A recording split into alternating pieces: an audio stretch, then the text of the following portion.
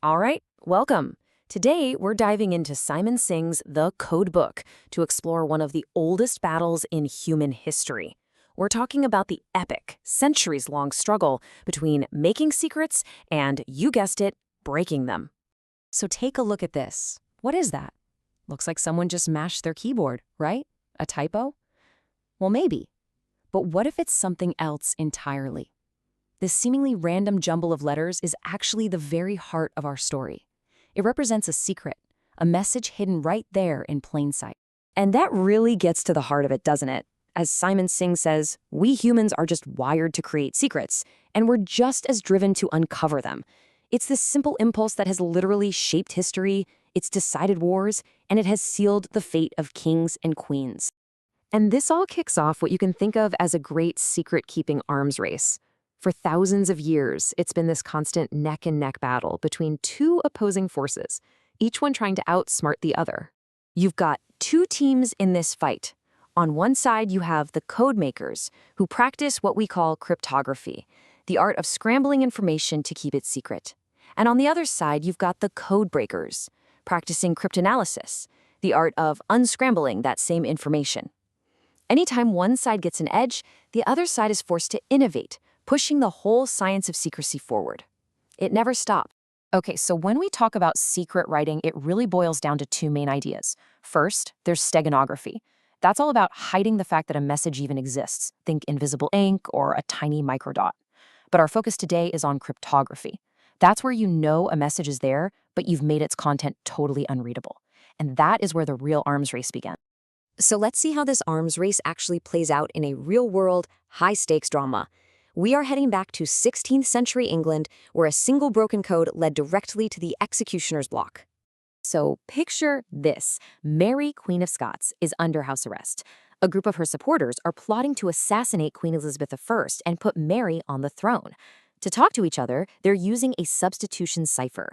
Basically, they're swapping out every letter for a unique symbol. And they smuggle these secret messages in and out of her prison in the hollowed-out stoppers of beer barrels. A pretty clever system, right? I mean, look at this. This is an actual piece of one of Mary's intercepted letters. To you and me, it's just gibberish.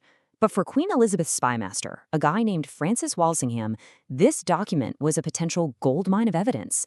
If, and it was a big if, his codebreaker could figure out what it said. So how on earth did they do it? Well, they had a revolutionary new weapon called frequency analysis. And this was a huge deal, because for the first time, codebreaking wasn't just about getting a lucky guess, it was about math. It's based on a really simple idea. In any language, some letters just show up more than others. In English, the letter E is the undisputed champion. So by counting up all the symbols in Mary's letters, the codebreaker could make a really good guess that whichever symbol appeared the most, well, that probably stood for E. From there, you spot single-letter words, which have to be A or I, and slowly, piece by piece, the whole message just starts to reveal itself. And when they put the pieces together, this is what they found: the smoking gun. The deciphered text proved Mary didn't just know about the plot. She had given her explicit approval for the design, the assassination of her own cousin, Queen Elizabeth. And here's the crucial point. Mary's cipher, the one she thought was keeping her safe, was exactly what condemned her. The success of that codebreaker provided the hard, undeniable proof needed to send a queen to her death. This wasn't a game, this was life and death. You can imagine, the fall of Mary's simple cipher sent an absolute shockwave through the world of cryptography.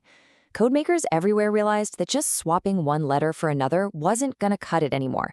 They had to get way more creative, which led to a whole new era of mechanical complexity. The answer to frequency analysis was something called the polyalphabetic cipher. Now, instead of just one secret alphabet, you use many of them in the same message. So imagine the first T in your message gets encrypted as a G, but the second T gets encrypted as an X. By constantly switching up the rules like this, you completely flatten out those letter frequencies, making the codebreaker's #1 weapon totally useless. And the absolute peak of this mechanical idea was, of course, the German Enigma machine from World War II. This thing used a complex set of rotating scramblers to create a cipher that changed with every single keystroke. For a long time, it was called le chiffre indéchiffrable, literally the uncrackable cipher. It was considered perfect. But here's the interesting thing. While the Germans were all in on these complex machines, the US Marines fighting in the Pacific took a completely different, and some might say even more effective, approach to secrecy. They didn't use a machine, they used a language, the Navajo language. It had no written form, it was incredibly complex, and it was completely alien to any language in Europe or Asia. To the Japanese cryptanalysts listening in, it was just impossible noise. The Navajo code proved that sometimes the most powerful encryption tool isn't a machine, but the human mind and our own cultural diversity. It is one of the very few codes in history that was never, ever broken. Okay, let's jump forward in time. The arms race keeps going, but then the internet shows up. And with it comes a brand new, seemingly impossible problem, one that had stumped the greatest minds in cryptography for 2,000 years. Seriously, think about this for a second. If you want to send a secure message to someone online, you both need a secret key to lock and unlock it. But how do you give them that key to begin with? If you just email it, a hacker can grab it in transit, and your whole secure conversation is now wide open. This is known as the key distribution problem, and it was a massive roadblock. The solution is just one of the most brilliant ideas ever, and the best way to get it is with this analogy. Imagine Alice puts her message in a box and snaps her own padlock on it. She sends it to Bob. Now, Bob can't open it, right? So he just adds his own padlock and sends the box back. When Alice gets it, she just takes her lock off, leaving only Bob's. She sends it back one last time, and now Bob can unlock it with his key. Now think about what just happened. A secure message was delivered, but they never, ever had to share a key. So that's the core idea of what we call public key cryptography.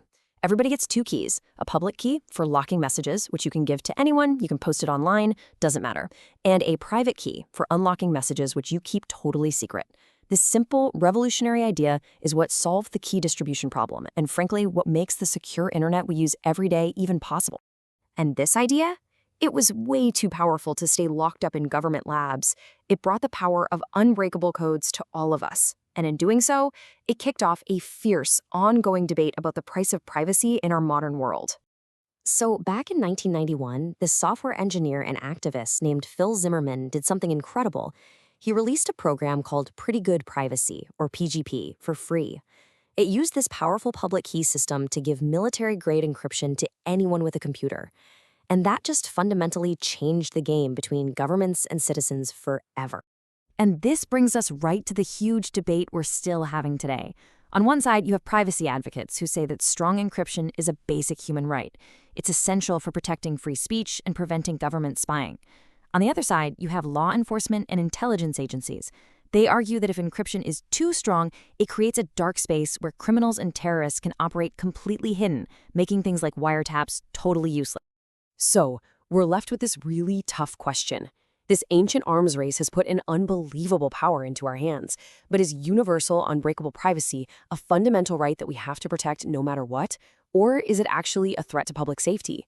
The answer to that is going to define the future of our digital lives.